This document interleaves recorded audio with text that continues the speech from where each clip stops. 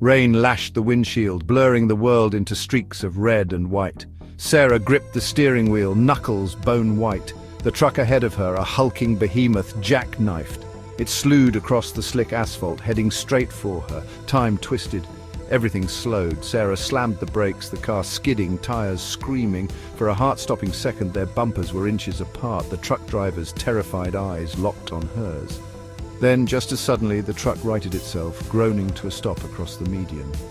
Sarah sat there, chest heaving as the rain continued to fall, a curtain closing on a near tragedy. Her heart pounded against her ribs, a frantic drumbeat. She could taste fear, metallic and sharp, at the back of her throat.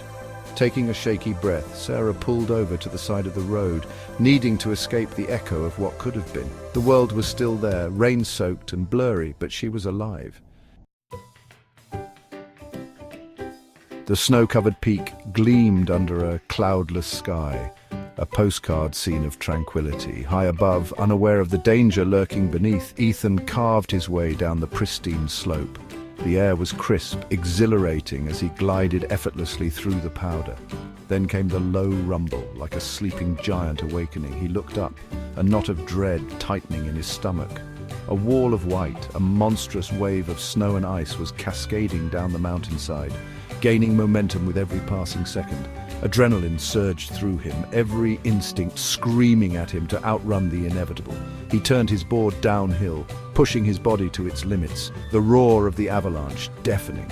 Time became meaningless, the world reduced to the white blur ahead and the thunderous sound of nature's fury at his back.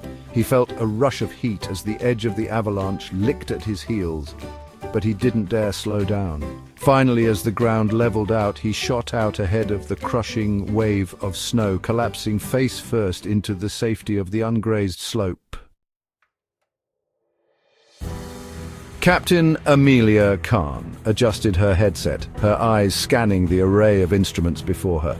The Boeing 787 hummed beneath her, a symphony of complex machinery entrusting its fate to her skilled hands. They were caught in a tempest, the plane buffeted by ferocious winds and blinding rain. The landing gear, vital for a safe return to Earth, was malfunctioning.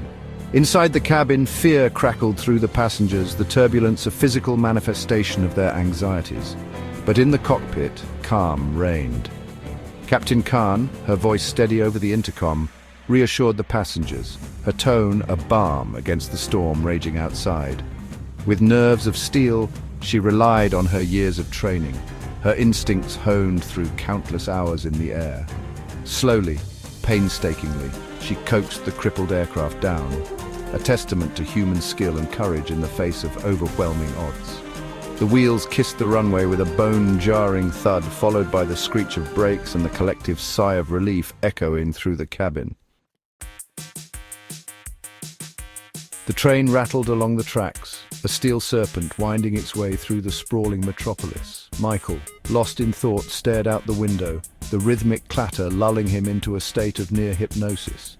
He was on his way to a job interview, his last hope after months of unemployment. Suddenly the train lurched violently, throwing him off balance. He grabbed for the handrail, narrowly avoiding a fall. As the train screeched to a halt, the lights flickered and died, plunging the carriages into darkness. Panic rippled through the carriages as people fumbled for their phones, their faces illuminated by the ghostly glow of their screens. Michael, his heart pounding, checked his watch. The interview. He had to get there. After what felt like an eternity, the lights sputtered back on, and an announcement crackled over the intercom, apologizing for the technical difficulties. The train lurched back into motion, but it was too late. Michael was going to miss his interview. Dejected, he stepped off the train at the next station, his hopes dashed. As he exited the station, he noticed a commotion across the street. A news crew was filming in front of a tall office building, a banner proclaiming it as the headquarters of the company he was supposed to interview with. He approached a police officer, his curiosity piqued. "What happened?" he asked. The officer, his face grim, replied, "Elevator malfunction, whole buildings being evacuated." Michael stared at the building, a wave of dizziness washing over him. He had just cheated fate. His misfortune transformed into a stroke of unbelievable luck.